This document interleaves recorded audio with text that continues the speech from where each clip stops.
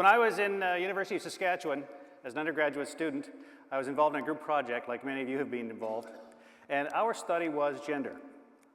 We wanted to look at how gender is portrayed through clothing. And so you can see on the screen some pictures of women. My group was 3 women and me, which is very typical in sociology, usually more women than men. And so we thought we would study gender identity by looking at how we express it in our clothing, and therefore we would send one of the women downtown dressed like a man.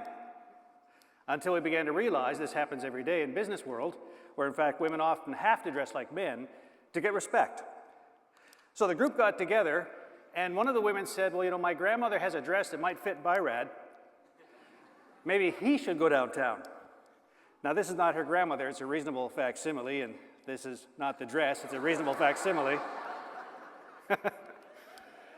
But we toured the University of Saskatchewan. I would go first, they would follow behind, and then interview people. What did you think? University of Saskatchewan has 20,000 students. It's a big university. And then we went downtown in Saskatoon, Saskatchewan. 3 weeks before Christmas, very cold. I learned dresses are not nearly as warm as pants.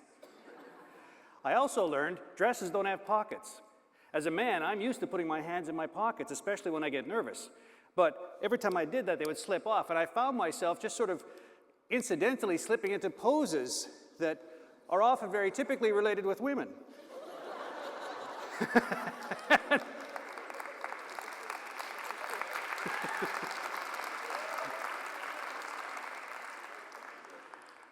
And apparently it was the power of the dress.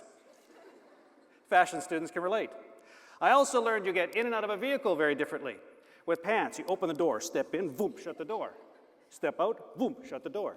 With a dress, however, you open the door, slide. Step 2, you swing and shut the door. To get out, open, swing, slide the door shut. Now, as a sociologist and with a psychology background, I'm interested in those things. I'm also interested in your reactions right now. There is some humor, there was some surprise. There's some faces going, oh, this is beginning to creep me out. That's natural. This is very typical. As we deal with the other person on the stage, when they begin to challenge how we think, it interferes with our sense of understanding. And this is my challenge to you today, to rethink what seems obvious. We think about our clothing, we think about our food, we think about where we're going to go. We rarely ever stop and think about what we're thinking. But we are thinking about ourselves and we're thinking about others all the time. One of the problems, evolutionary psychology tells us we have a natural tendency to view the other as bad. Whoever is different from us is not as good as us. We are comfortable with us. Remember the video we saw before about groups of similar taste. We are comfortable in a group of similar taste. Little children have boys against the girls, little kids against the big kids. We tend to group up with those we are comfortable with because when they are us, they are safe. We know them. They are natural, they are normal, but them is different. The group that is not like us is the exact opposite. We instinctively go to this understanding that they are somehow evil or dangerous. Evolutionary psychology would suggest that this protects the species, and it makes sense. If 2 cavemen see one another and one doesn't look the same, my question is, okay, does this guy eat plants, animals, or maybe people? Is he going to come to my cave and kill my people? Maybe I should kill him first, save everybody a lot of time. It's amazing how many politicians still have that mode of thought. Trouble is, them thinks them as us, and us is them. So now, how do we come together in the 21st century, where as you look around the room, people of many different cultures are already sitting side by side, and this is only going to increase. We have this mental first step we have to get past. Our second issue is once we get an idea in our heads, we tend to keep it. It's very difficult to get beyond that. And just as we see different people as bad, we tend to see different ideas as bad. Where do we get ideas? We pull the data in. The data comes in through our senses. Everything we touch, see, smell, hear, and so on and so forth, it all comes rampaging in where our brains have to grip it, collate it, combine it, somehow make sense of it.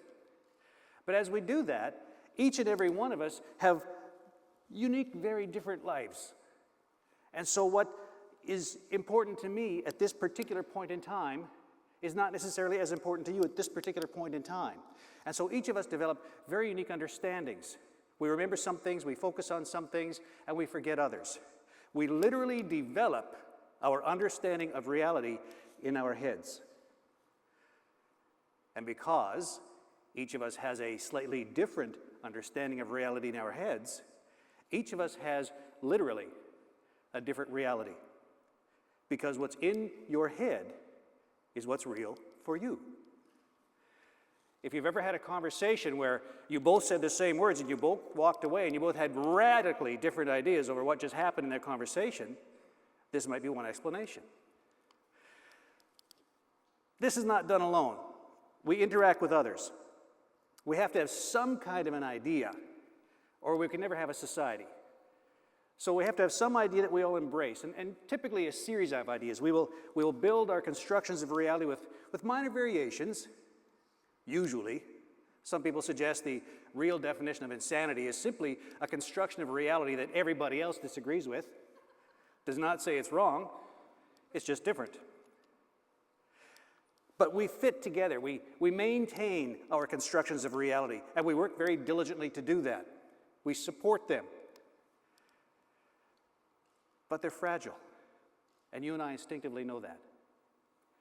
They can be upset so very, very easily, amazingly easily when you stop to think about it. The simple greeting, "Hi, how are you?" When you leave out a couple of words, "Hi," and the other person says, "Good." And you both panic, because now nobody knows what to do. So you try and put it back together. "Good, good day, good to see you, have a good life, see you." Why is it such a big deal? Here's something. Say the word "why" 3 times to somebody. "Hi, how are you?" "Why?" I don't know. Thought I'd ask. "Why?" "I don't know. Is this a joke? Am I on TV?" "Why?" "Okay, now you're bugging me." We will very quickly move through various steps because we are panicking. And as our understanding of reality is impacted by what other people do and by what we do, we have to fight back. We have to try and put it back together so we can deal with it. The steps I mentioned earlier, the steps I just went through momentarily ago, surprise, humor, and then they get very, very negative. If we continue, if you stop, it's a joke. If you go much further, it's not funny anymore. Why? Why is it such a big deal? Because we don't like it. Very typical scenario. Round person married to slim person. Slim person says, "You got to eat less chocolate, you got to go to the gym more, you got to eat more vegetables, more broccoli, more cauliflower." All those things that people are supposed to eat. My feeling is, you are what you eat. You want to be sweet, you got to eat sweet, my friend.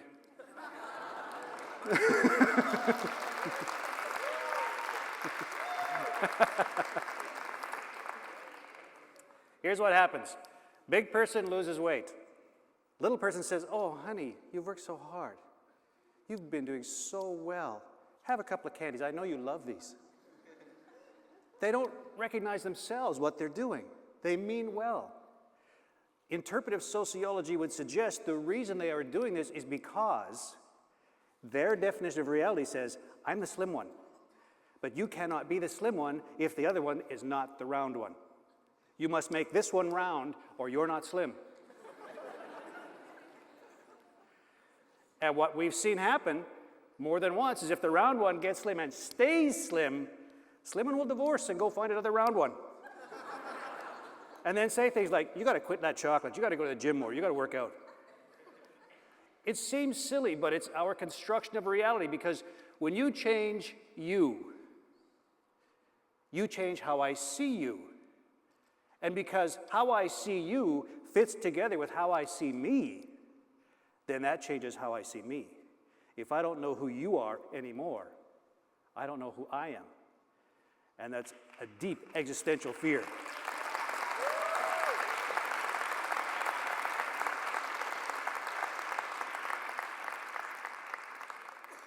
within the Arab Gulf, within the world, within higher education, we are moving increasingly into multi-ethnic, multi-religious, multicultural, multi-everything. But we've got these problems. We recognize now already that we try to fit together, but our brains automatically go to different is bad. How do you know? Well, they're different. Wake up. And we know it's difficult to change this idea. However, there is good news. Interpretive sociology teaches us that this construction of reality process is just that, a process. When people say, no, this is who I am, this is who I was born, this is who I am, I'm going to be this till I die.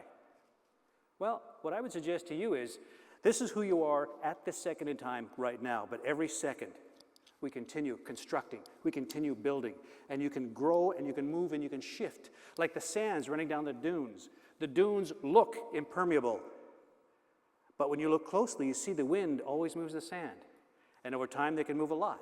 Sometimes if there's something big, they'll shift very soon, but they do continue to shift. When things are in motion, you can steer them. You can move them where you will. And our ideas are the same. Recognizing that you may feel discomfort when you recognize somebody new. Recognizing that there's a tendency to keep that thought in your head.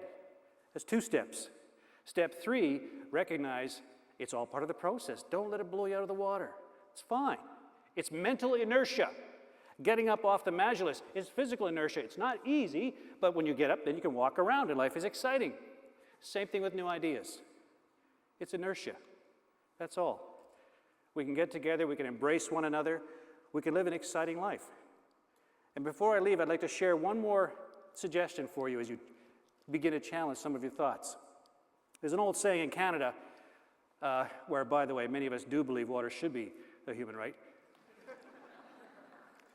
But there is a saying, you know who your friends are, which is short for, you know who your real friends are in a time of crisis. Because what sometimes happens is you have a crisis, and then some people who were close to you don't come with you. Or you have a major life change, and previous friends, previous relationships tend to fall by the wayside. And that leaves us feeling hurt, and sometimes cheated. It was a fraudulent relationship. I would suggest to you, it's not fraudulent at all. I think this was a good relationship. This person did care for you. It was real. It's just that you moved further than they could at that particular time. So maybe when you think of these past relationships, you can think with a little bit more warmth, a little bit more love, and feel better about it. These were not bad people. These were not narrow or superficial relationships. They were real until they hit a breaking point, and then their particular construction could not embrace yours. That's all. Something to think about.